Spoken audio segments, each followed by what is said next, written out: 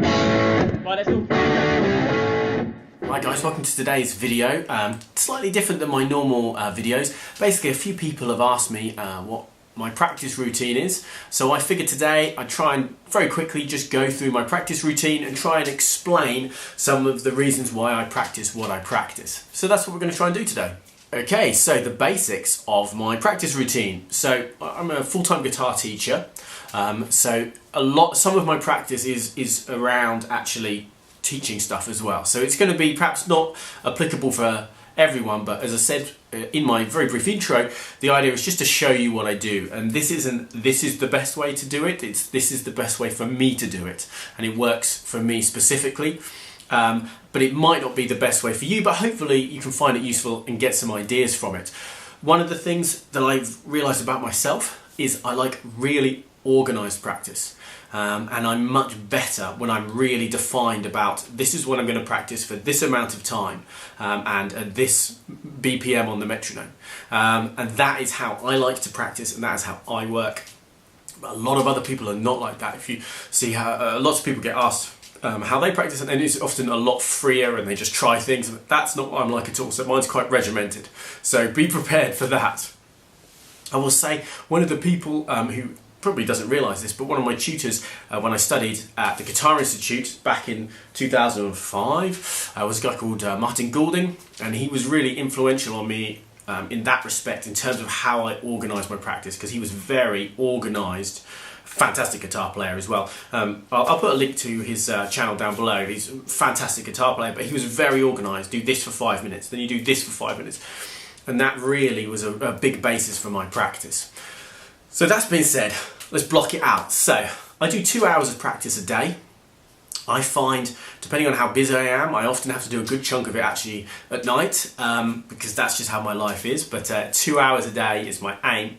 But because I'm a guitar teacher, I actually have a half-hour block right at the start where I plan out my day, plan out my practice. Often it's when I do an Instagram post or work out what videos I'm going to shoot that week, and all those things are worked out half hour every day. First thing I do. And then I know what I'm teaching, and I've got everything planned out, and say if I've got something hard to teach in a few days, I can put that into my practice schedule. So that's the first thing, is I try and be organised every day, and I'll do that 5 days a week, Monday to Friday, half an hour organisation and a little bit of business admin as well. But mostly it's about organising my practice, organising my thoughts, and making sure that I'm ready for all my lessons and for what I need to do this week and going forwards as well. I try and plan a couple of weeks in advance. So that's the first thing I actually do. That's before I do my 2 hours. So let's just say that I find that really useful to clear my head and get myself together. Is that first half an hour of practice? Is really not practice at all, it's just planning. Okay, so once I get started, the first half an hour I usually do I do a half-hour block, and that is basically the songs I need to learn. So if I'm teaching a specific song, and say it's a song that someone's requested and I don't know, or it's a song I've not played for a while, or there's a particularly tricky bit, I will put that into this practice. And say if it's a tricky section, I might just practice it for 5 minutes of the half an hour. And so I'll break up the half hour into little bits and bats. But that first half an hour of practice is different every single day. It's also when I'll practice if I'm learning a song. So recently I've been doing love spreads. So when I have a half hour and I've prepared all my lessons and I'm ready for them, that's when I'll do the practice for love spreads, and I'll start planning out how I'm going to record my videos. And if I'm transcribing something, I'll often do it in that block as well.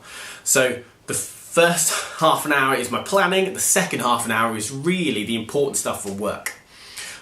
It'd be the same if I had a gig and I was depping. That would be when I'd go through that in that half-hour block. And I like to just do it as half hour, because otherwise it can just spiral, or one of my things that I often do is I just get distracted.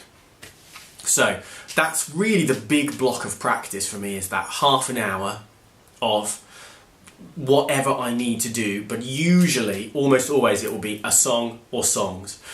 I find that quite often it's 2 or 3 songs. So if it's 2 songs, 15 minutes and 15 minutes. And then within that 15 minutes, I might break up little bits of practice. One of the main things I do when I'm trying to learn songs is to try and put the if I've got tab or something, put the tab away as quickly as possible and get it in the brain, and that's the most important thing, because then you really know it. And so that's what I'll do often. If I'm transcribing something, I'll transcribe it and then try and play it a few times and then get the tab, turn it over, and really try and learn the song. So half an hour song practice, and that, as I say, that is very important for me as my job, which is guitar teacher and kind of professional musician, but mostly guitar teacher, but as I say, also videos, and if I'm gigging or anything like that, that's in that half hour block. And that's super, super important. I find that I try and practice a little lighter on Saturdays and Sundays, and that bit I won't often do Saturdays and Sundays unless I need to. Usually if it's a hard video or if I've got a gig coming up, but that will be usually that half hour big block. I'll probably only do Monday to Friday as well. Okay, so that's the two big blocks, the planning and then actually the work, half an hour. I'll then do an hour, although it's actually an hour and 3 minutes. I split it into 3 21-minute sections of just pure technique. And my plan here is to work on the technique that I'm not very good at. So I'll have my first block of 21 minutes, which is alternate picking, some economy picking as well. Then I've got my second block, which is legato, and then my third block, which is, I kind of think of as sundries, which is actually sweep picking, hybrid picking and tapping. And I'll go through those in depth in a little bit, because I'll show you exactly what I'm doing, but effectively what I do, it's a 21-minute section, and I will do an exercise for 3 minutes, and then I'll do the next exercise for 3 minutes. I will sometimes not use a metronome, but I will try and use a metronome most of the time. So basically you get the metronome, you play along at the right speed, and I always want to push myself faster to the point where it breaks down, and then bring it back a bit slower. And that's the way I kind of think about practicing with a metronome or without a metronome. So you don't always need to do it, sometimes you can just get faster. So that's a huge chunk of my 2 hours. In fact, half of it is done just with technique, as I say. Alternate picking, which I find I've had to redesign my picking technique because I wasn't good enough. Legato, again, something I've got better at, but I'm still struggling at. And then my sundries one, really the 3 things that I want to be better at, but are not, they're a little bit more niche. And that's the way I block out my practice. As I mentioned before, it's all very, very organised. And then the final 2 things, I've got half an hour left, and I separate that into 2 15-minute blocks, and that is like my free practice. And so often I will do whatever I want, or if I have a plan of something I want to be able to play, but nothing to do with work, just something I want to play, that's when I'll do it. So for example, what have I been doing recently? Recently I've been boning up on my jazz, so I'll spend 15 minutes maybe trying to improvise over a jazz standard, or learn another jazz standard, or transcribe out something, either just the melody of a jazz standard or someone's solo, or look online to borrow people's licks. But yeah, that kind of thing, and I'll just do 15 minutes, put the timer on my phone, 15 minutes, get that done. And that is, those 2 15 minutes are probably the bit that I look forward to the most, because I get to actually just enjoy the practice. It's not kind of aiming for anything in particular.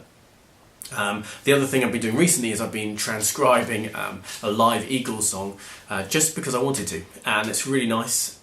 So I'll show you a little bit of the things I've done there as well. So effectively, that's how I break my practice down.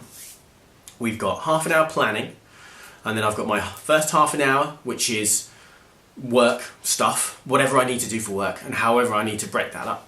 I've then got my hour of technique, and I've got my 2 15 minutes, which I break into 3 20-minute blocks, I should say. And then I've got my final half an hour, which I split into 2 15 minutes, where I will do 2 different things, almost always do 2 different things, but really just more, what do I want to play? And I find that I will do that five days a week, all of that. And then Saturdays and Sundays, it depends how busy I am, because life does get in the way sometimes, but I will often just do a little bit of technique and a little bit of free practice. So for example, if I've had quite a busy day, I might just, in the evening, often when everyone else is in bed, headphones on, and I'll just do maybe half an hour practice. I'll do 20 minutes of, say, alternate picking technique, and I'll do a 15 minutes of playing some jazz or transcribing some Eagles, whatever I want to do, and then that's enough. And then if I have a quieter day, I'll do more practice. But as I say, a lot of it's done in the evening. So that's the overview. Let's have a little close-up and I'll actually go through the exercises that I do. Okay, so I'm going to go through my alternate picking exercises. I do 7 exercises, if I use my words, and I do each exercise for 3 minutes. So the first exercise I do is very much based on, all of these alternate ones are based on a guy called Troy Grady, who has a fantastic, again I'll link his channel in below, and he has a whole thing about picking and alternate picking and how different ways that people do it. So it's all based on that. So the first one is downward pick slanting. So I roll my hand over so that my pick is kind of pointing downwards. My hand is pointing downwards like that. It's not like that. It's not straight on, it's downwards. And I will do just some alternate picking, usually just through a minor pentatonic scale. It doesn't matter what shape, what position. I'll just do E minor here. And I'll just run up and down that, and then I might also throw in some other... Well, that was a bit rubbish. Some other practice of this type. So this is actually a lick stolen from Eric Johnson, where I'm going to go down the minor pentatonic but in 5s. 1, 2, 3, 4, 5. 1, 2, 3, 4, 5. 1, 2, 3, 4, 5. 1, 2, 3, 4, 5. And that's basically it. That's my first 3 minutes, is downward pick slanting. So my hand like that, just basically picking through a minor pentatonic scale. Any key, any position, just down upping through it. And that's really, like if you go down the gym and you do a warm-up set, that's my warm-up set basically. As I said, a lot of these are based on Troy Grady, so if you know anything about him, you'll see these exercises. So the next one is upward pick slanting, which I find harder, and less natural. So my hand is now pointing up like that, so it's upward pick slanting, and I'm just going to play through. That's funny. I'm trying to do it slowly. Anyway.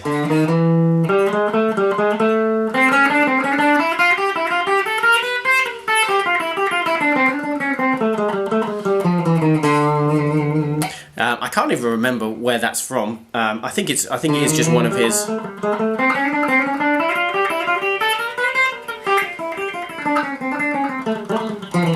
But it's a real chromatic one. And I find that quite hard with the upward pick slanting. So I actually start that on 5th fret, and I'd actually do with an up pick.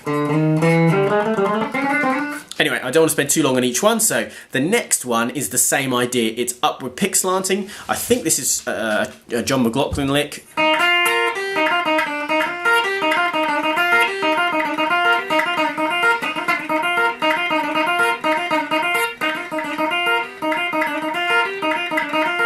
Just repeat that, again trying to build up speed. So that's my first 9 minutes done. So the next 6 minutes are going to be where I'm going to go from downward pick slanting to upward, and I'm going to flick between the two. So for this, you're going to do an odd number of picks on a string. So what I usually start with is just playing through a major scale.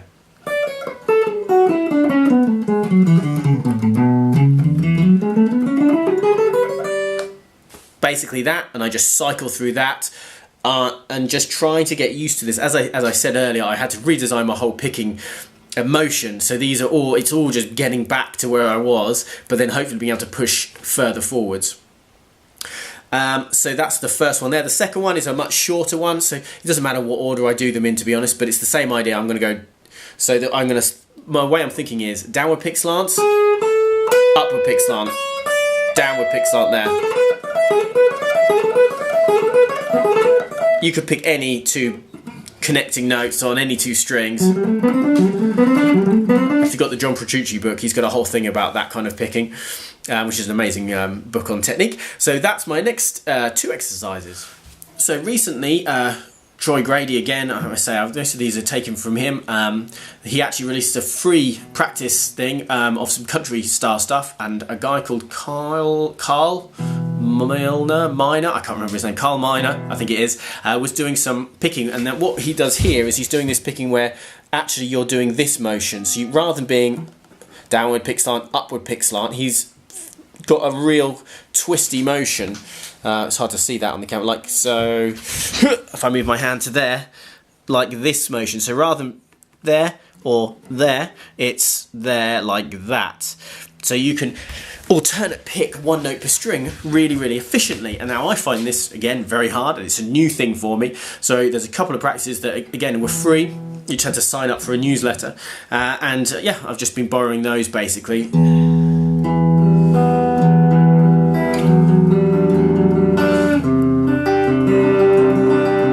That's the first one, and the second one's down here. That kind of a thing.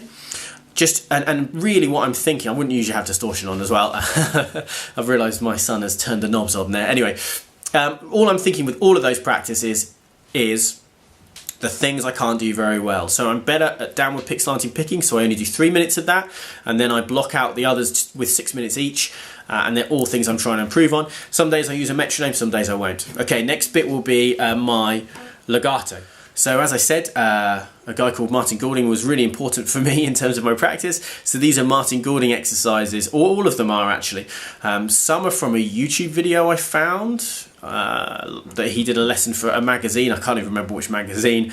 I'll try and find the video and see if I can link it to you. But basically I've got 5 different legato exercises that I like to do just to try and improve. Really, I'm looking for speed and accuracy. Accuracy first, speed second. So the first one's just playing through a major scale.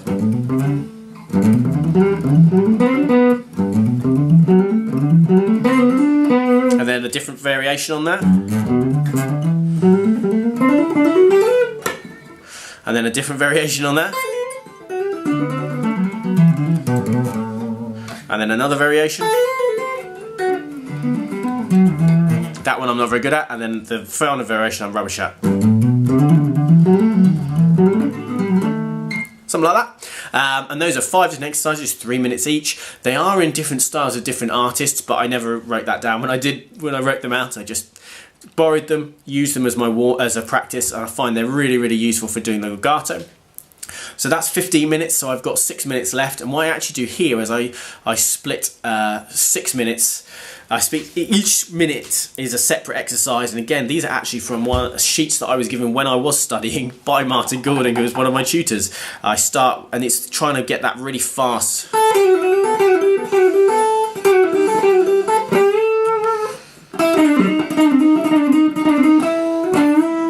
So that's 2 different exercises. Then you can go.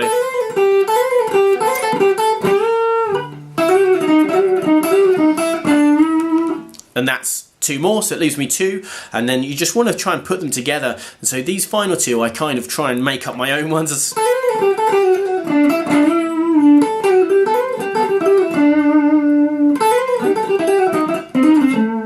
Whatever combination of those, or whatever combination of those 2 work for you. I like to move them around, so I often do them at E, because you always seem to play an E, but it's different playing up here than playing down there, so you just move them around. It's purely technique, but you also want to have a little bit of musicality in there. So that's not my legato practice, all completely borrowed from Martin Goulding, so thank you, Martin. You're a fantastic guitar player. Anyway, next bit. So the next bit is my kind of sundries section. So what I do here is I'm going to do 9 minutes of sweep picking, because I find that really hard, and it's something I have been trying to get better at. So I do 3 different sweep picking exercises. Then I'm going to do 2 sections of hybrid picking, and then I've got, hopefully then, I've got a couple of sections of some tapping going. But I usually just do 1 exercise for the tapping, because I'm rubbish at tapping. So my sweep picking is a mixture. These are borrowed again from 2 different sources. One from 2 from Troy Grady and 1 from Martin Goulding. So you can see that these are big influences on the way I practice. So the first one is the first 2, sorry, are different Yngwie style sweep patterns. So the first one's in A minor.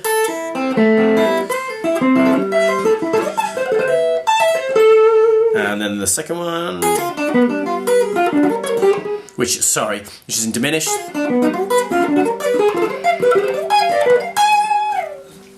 That was okay. And then the third one, the Martin Goulding one, is a 5-note one.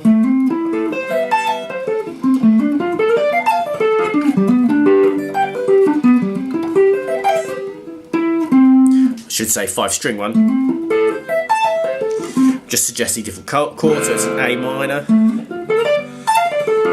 yeah, D, G, C. So you could do that anyway, you could do any combination of them, so I'm just trying to get my sweep picking right. So basically, all of those down, up, all of those up. That's the idea. Not very good at those, but that's that. With hybrid picking, again, this is where we use pick and fingers. Again, I'll try and move, so you can see. I'm basically just going to use these two. I don't really use my little finger. I'm not as good as... who's the guy who uses Albert Lee, amazing guitar player. Anyway, so here there's loads of different exercises you can get. You can find licks online and stuff like that. But I've been I just worked through a couple of different sections of the Jerry Reed piece, Jerry's Breakdown. He actually is Jerry Reed and Chet Atkins. But I'm basically doing the Jerry Reed part, which was originally played on a classical style, like a Nylon Strong acoustic. Basically, I've got the whole thing transcribed. There's a great lesson on this track by another one of my former teachers called Dario Cortese. I'll see if I can find the link to that and put that down below as well. But basically,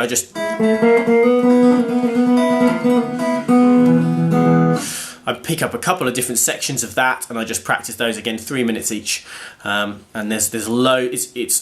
Originally it's actually thumb pick, but I'm using a pick and fingers. It works for me. It's great exercise and it's fun because it sounds cool. Usually by this point in my practice, I'm almost an hour into my practice. Sorry, I really want something that's quite fun to do as well.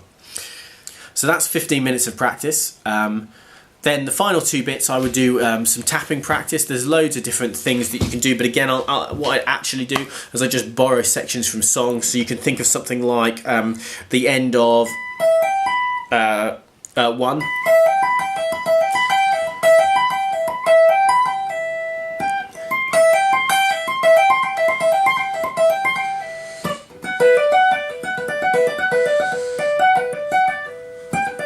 Whatever you want to do like that. Also another one, Nuno Bettencourt, one of my favourite guitar players in Get the Funk Out, has this killer.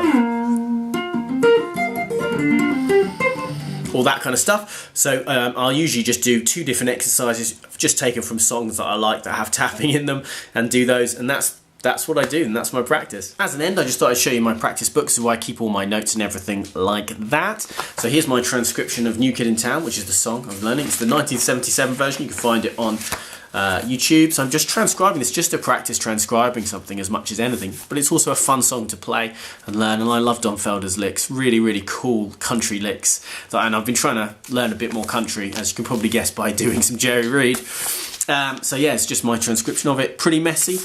Lots of gaps, which are just bits I remember. So at one point I'll have to actually transcribe it properly and get it all written down neatly. But yeah, that's what I'm doing, is I'm basically just working through. There's the solo, like that. And I'm basically just working through, transcribing it all the way through. And as I say, I do that in a 15-minute chunk. And then what I've also got in this book is lots of different jazz standards that again I'll just transcribe out and just listen to some, transcribe it. So here's All of Me, which I've been working on recently, just transcribing the melody. Trying to get the chords right. Here's Autumn Leaves. So here's Autumn Leaves in E minor. Is that the proper key? Who cares? So anyway, that's an E minor. So there's my notes, really rough looking, and there's a big sheet of scales that I'm trying to remember to go over it. And so just trying to get back into doing a bit of jazz, because realistically I haven't done it since I studied. So guys, I hate this light. I need to get some new lights. Anyway, I'll just do a little recap at the end. Hopefully it's been useful for you guys to have a look at my practice technique. It was a pretty in-depth look at my practice technique. All I'd say is it does change every now and again. Usually the technique practices change periodically when I either plateau or I get really bored with them. So I just change them out a little bit. There's so many great resources out there for licks and stuff that you can practice. You can even, as I do with my tapping ones, just take them from songs. So if there's a bit in a song that you're struggling with, you can just fit that into your practice. And yeah, that's really what practice is all about. So you always want to be practicing stuff you don't know. If you're just playing stuff you know, if you play a song you know, you're not really practicing, you're just enjoying playing guitar, which is fantastic, but it's not actually practice. And so that's one of my real tenets, is I'm practicing stuff I'm not very good at. So as I was playing through those examples, some of them were a bit ropey, partially because I don't usually do it in front of people, but also because that's the point, is that the stuff I can do really well, I don't practice like that. So remember that. That's a really important kind of tenet of practice for me, is you want to practice stuff you're not very good at. If you're amazing at it, you're not really practicing it. Unless you've got your metronome and you're trying to go up from 200 BPM to 201 or something like that. Okay, maybe that is practice, but if you're just playing something for, that you can already play, that's fantastic and that's enjoyable, and that's why we practice. It's not really practice. The other thing is, if you're having to read something off a sheet, so say for example you've got these practice things and you're trying to play them, if you're still reading it off a sheet, you're not practicing it, you're learning it. And I think that was a Martin Goulding thing as well.